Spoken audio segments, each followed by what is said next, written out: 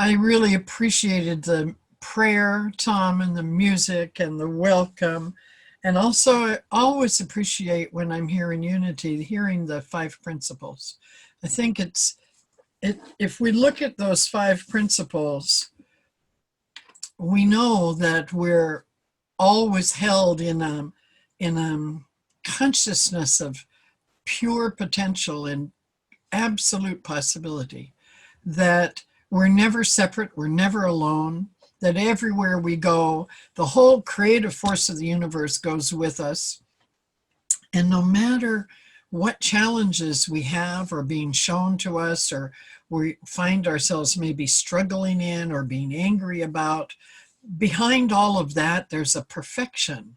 There's an order. There's a, as it says in the Bible, a peace that passes understanding, so that it is greater than what we can see. So even in the midst of great challenge, which we certainly are in our country and in our world, our job as people who are seeking to live the spiritual truth of our reality is that something is happening for our greatest good.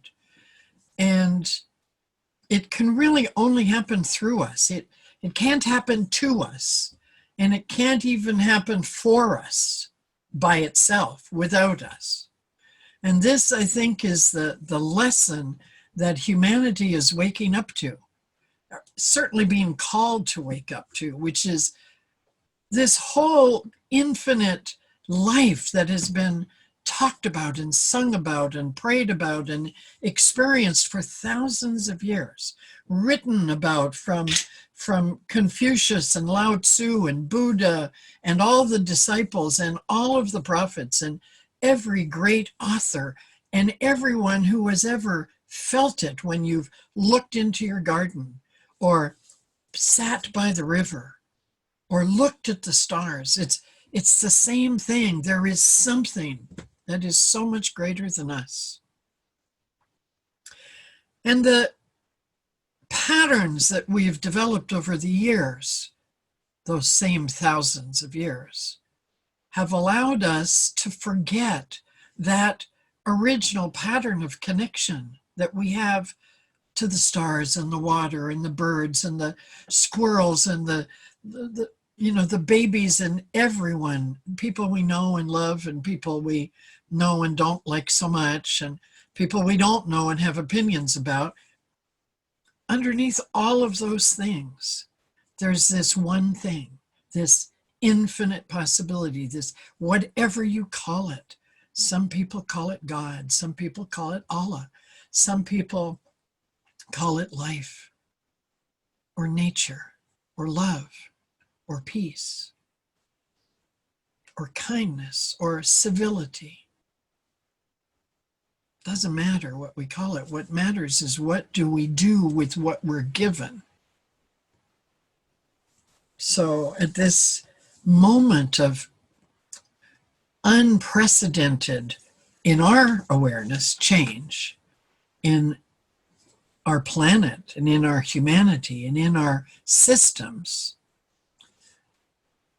underneath all of that, there is that same consciousness, there is that same pattern for good, there is that same thing that connects us all to each other because we're all connected to it. So it's a giant web.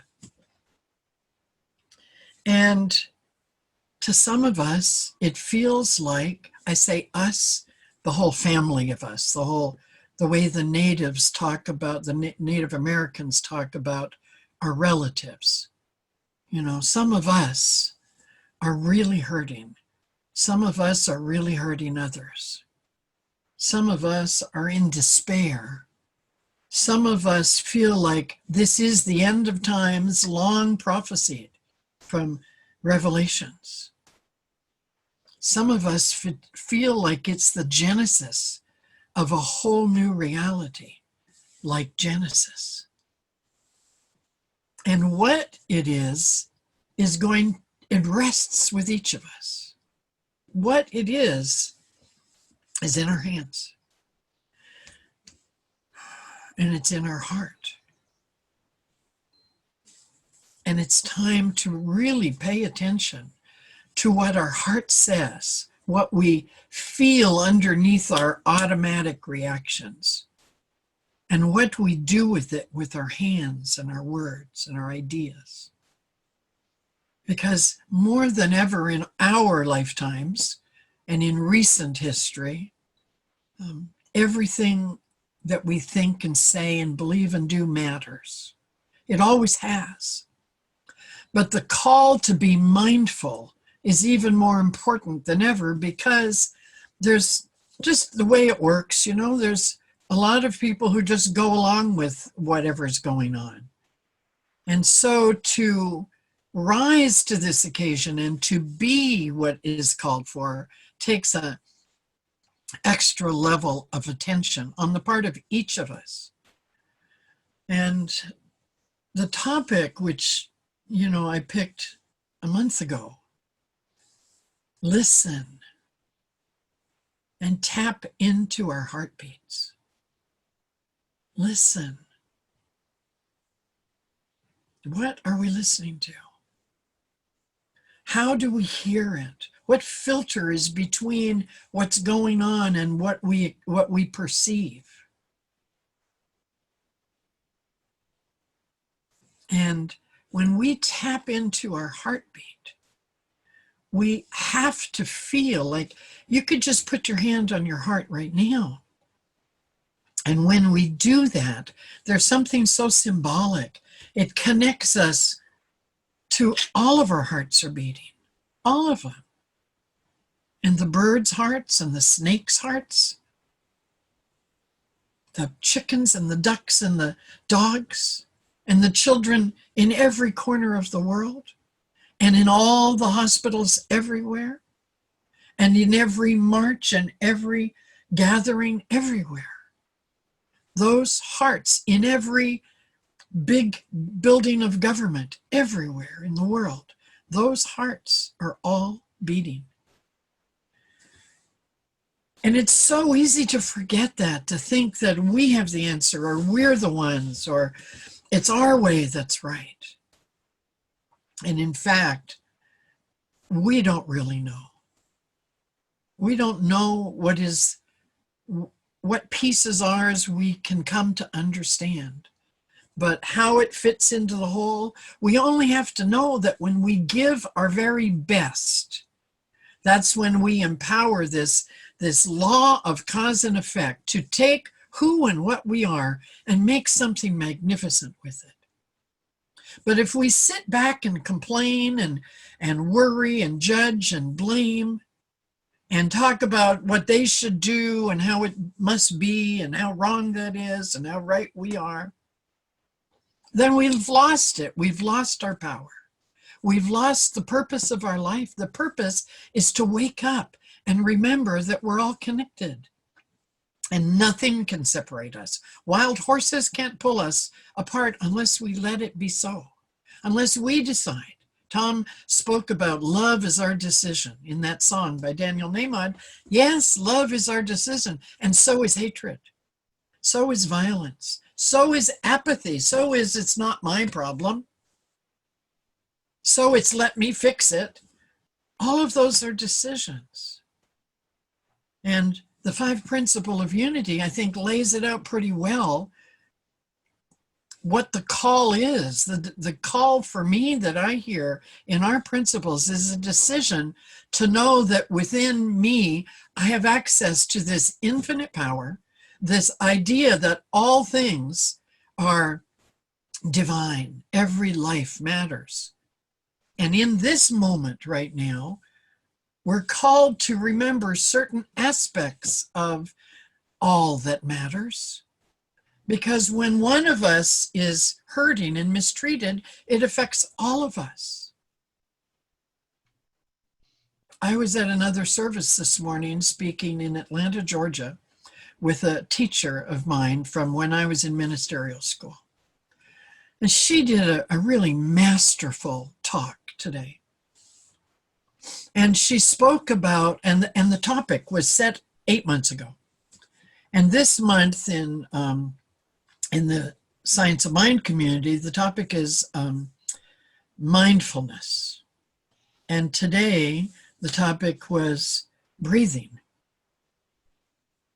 And she waded into this heated water that our life is surrounded with right now.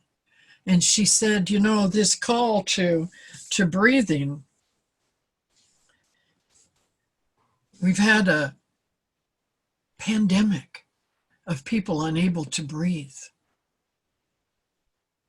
People in hospitals, people at home, and they couldn't get their breath. And last week I taught Peace First there, talking about how to use our breath consciously to bring us back home and remember who we are. And then she said, and then there's the death of a man who could not get his breath. And how that has touched everyone on the planet and shown us where our healing needs to be. And it accentuates the polarity at the same time as it calls us to come together in peace, in harmony. And then there's the word breath is on so many signs in the marches. And our job is, how do we hold all of this?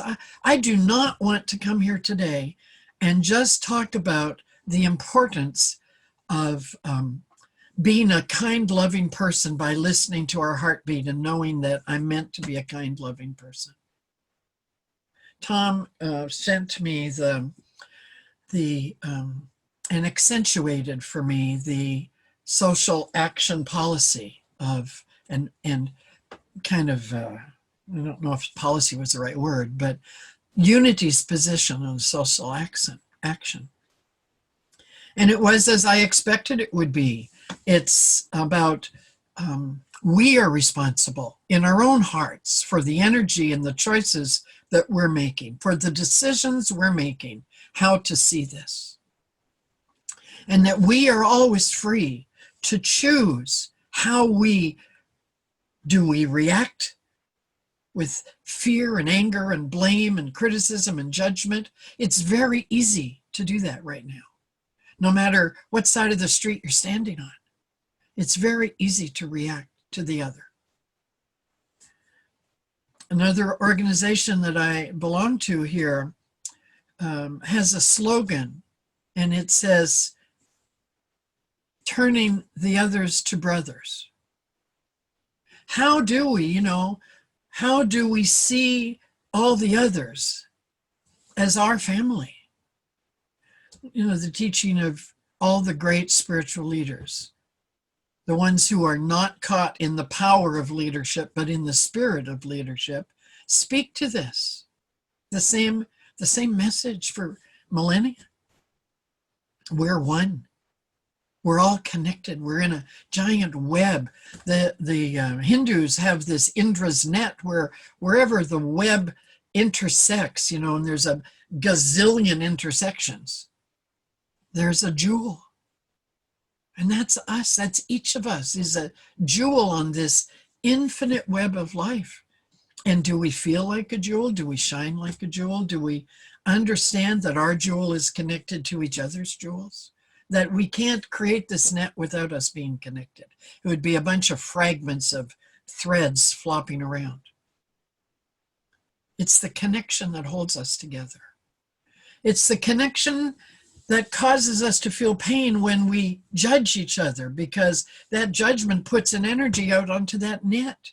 That anger that we have about each other puts it out. That superiority that we feel puts that out onto the net, and the whole of humanity feels it.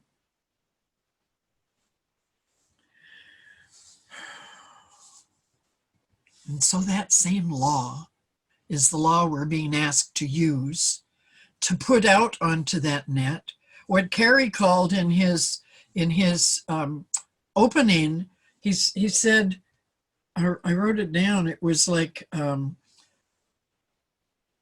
did write it, but now I can't see where it was. But it was like God as we understand God as harmony, where we experience harmony as God, or God as harmony. That's a choice how to see it. So, and this call from the universe is a very personal thing. And each of us gets it in our own way, in our own time, and each of us is on the perfect path in our perfect way, whether that means we're isolating and we can't handle any of that stuff, or whether we're, going out trying to figure out how to be a constructive force for good in the universe. We all have to do what we all have to do. But sometimes, the choice is so clear. And this is one of those times where the choice is so clear. And I know that even though I know that the choice is clear, if I decide to sit home and just do my work, my little piece, that's good peace. It is about peace. I have to become peaceful. I have to take action. I can't just talk about it. I can't just check on the list of things to be. I actually have to find a way to be them.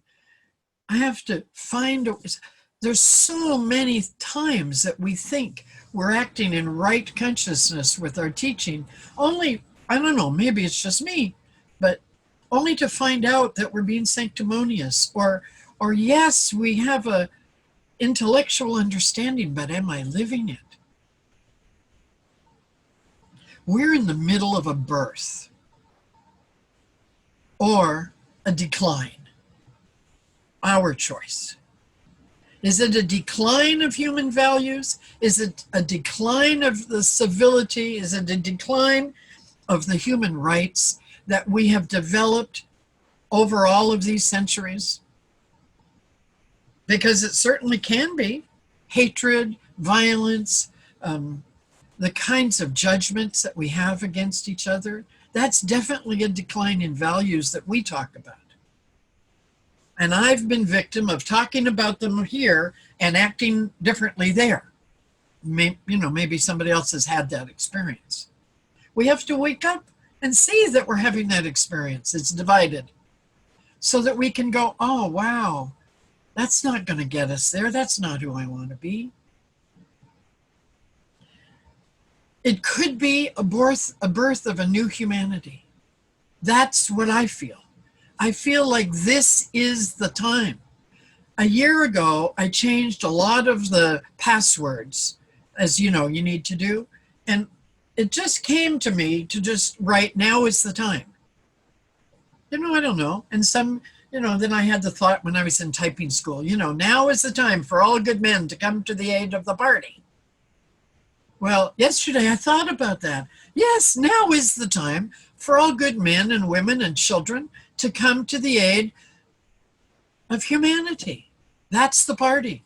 There's one party. We don't have to have a dualistic party. We can have one party. And inside of it, there can be a diversity of perspectives. There is something within us that knows how to hold that. And our spiritual teaching provides the foundation of how to get there. We can't get there by blaming, by making fun of. So I have to tell on myself. This morning, I was just, scanning a little bit of reading on the internet, and I found something that was very clever, was very cleverly done. And it was a comedian using someone else's voice, but lip syncing and doing different motions to the lip sync. And the motions portrayed the perceived, felt energy of what the words were doing. And I laughed. It was funny. And I sent it off to my son, who maybe is listening here today. And then I found about what I'd just done. Those words somebody spoke in their own voice, and that mimicking was done to ridicule that, because there's so much opinion about how foolish we're being. There's not one foolish person. A lot of us are being foolish. Whenever we're reacting out of fear, we're being foolish. And so I wrote back and I said, I'm sorry, I can't take that back. I sent it, but I feel sad that I did that.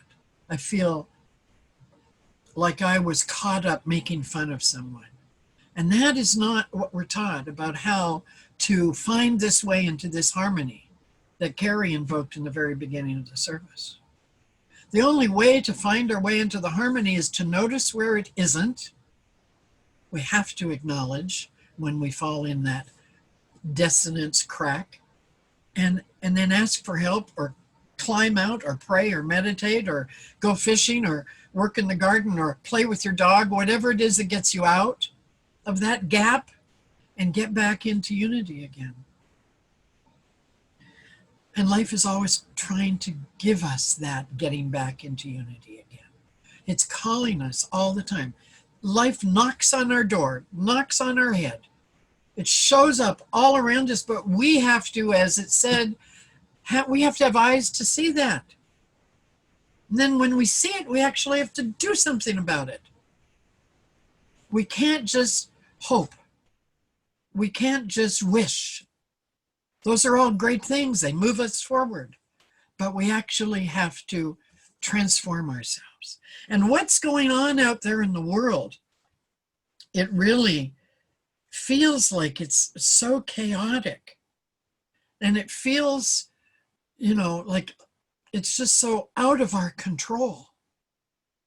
And it feels like, I don't know how to do this. I'm going to just go inside. And oftentimes people who are following spiritual traditions, we go inside. And that's a good place to go in times of change, but we can't afford to stay there. We have to bring that inside out. We have to take that inside where we go next. And it's starting to show me maybe what the poor caterpillar feels like when it, for some reason, finds itself in all wrapped up, all protected. Or I don't know if it has feelings when it turns to goo. I have no idea. But it must seem like the end of the world. And there's a little famous saying that goes around, what seems like the end of the world to the caterpillar is the birth of a brand new, magnificent reality for the butterfly. And I invite us to see this moment in history as that. We are at that moment where we get to decide, what is this going to mean? I don't ever want to say again that this is too much or this is wrong. This is a very challenging time. We are all touched to our core by the inhumanity that we see, the separation that we see. But underneath all of that, there are people who were raised in certain ways without certain amount of love or being seen or being accepted, and developed certain patterns of protection. And then, we live in this world of cause and effect, and what comes in goes out. And so we cannot hide from the law. The law of life says, as you believe, so you are. What has been put into you as your own operating system, your own belief system, it will show up in your life. And sometimes it shows up sideways. And sometimes it shows up so beautifully, so compassionately. We're like midwives, if we choose to be, of an absolute new reality. It's really up to us to respond, to take a breath at the first second of upset, the first time you want to laugh at somebody or make a joke or see them as ridiculous or dangerous or whatever, and stop and breathe and choose to be at peace with that moment, with yourself even, and with that situation even. And it's a constant moment by moment practice to choose peace, to breathe. And every time we think about the words, I can't breathe, as the hospitals have been filled with for months now, or on the scene that if you've seen that video, you'll never get it out of your mind. And so since we can't get it out of our mind, let's use it for good. Let's breathe for all those people who can't breathe. Let's not take our breath for granted. Let's let our breath mean something. Let's use our breath to promise that we won't misuse it, that we remember that it is the inflow of spirit that beats our heart. Without this breath, we don't tap into our heartbeat. We don't have one. So let us give thanks for this breath that we have, and let us use it to forgive with. Because when we forgive, we give what we are for. And what we are for is life on this planet, living in peace and love and harmony. I believe we're born for that. And I believe we're destined, as Ernest Holmes did, and as all great teachers do, to experience it. But I don't think we need to put it off for thousands of years till people slowly, drop by drop, decide to let it be born.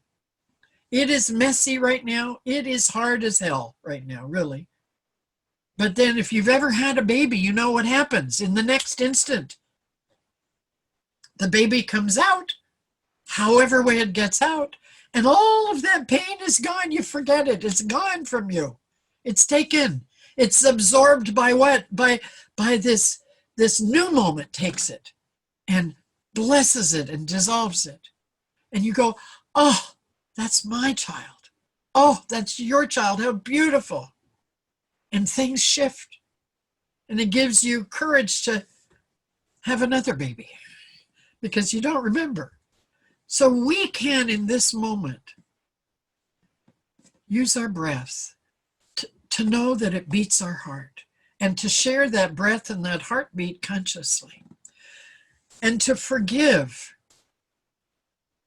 ourselves for judging each other, to forgive the others who are doing things that terrify us, knowing that within them is the same peace and love and joy possibility as is within us. We do not have to know how to do it. That is in God's purview, that where the absolute mechanism works. But we do need to do our part. We need to be the change that we want to see in the world, as Gandhi said. We need to be the place where the vision of possibility will reside joyfully and in harmony within us. And we believe in this law, knowing that it'll be done unto us as we are. And so it can happen now because we can change our decision now. And listen to the children. They can tell you how important it is now to do this. And they need us to do it so that they inherit a world of peace and purpose and possibility. And it's not hard, just one breath at a time, remembering what that breath means. And see as Mother Teresa sees. So I'm grateful to be here and to share this with you today. It's very meaningful. And I had lots of little children's stories to tell you. Just know that, they have the answers. Let's listen to them. And listen to your heart. Because it's telling you, come on, let's do this. Let's do it now. Let's do it on purpose.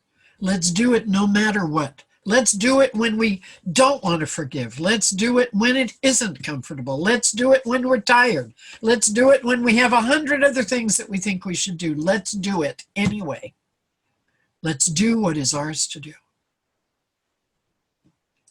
Be a presence for peace in your own heart and with all that's going on. And we are birthing a new humanity. Of this, I am sure. Thank you. Well, it's a brand new day. And I know that we've started it here together on purpose because we are ready to use it to the fullest. So whatever it is that's waking you up, that's calling you forward, let us together decide to say yes and thank you to that message that we've received from the infinite and the net and every jewel on that net. We see each other as we truly are. Each one of us brilliant, bright, magnificent, no matter what we're currently experiencing. I invite us all to see each other as doing the best they can. And for us to have our prayers be of gratitude, of compassion, that we hold this planet in peace and joy as our true nature. And we hold it while others are not able to hold it for themselves. We consciously connect these dots on the net, on the web, and feel ourselves connected. This has been a grand moment. I'm grateful to be here at Unity. I'm grateful for this music and this message and your beautiful, beautiful faces and willingness to be what we're all born to be, right here, right now, doing our best. So have a wonderful, blessed week and hope to see you all soon. Thank you so much for being here.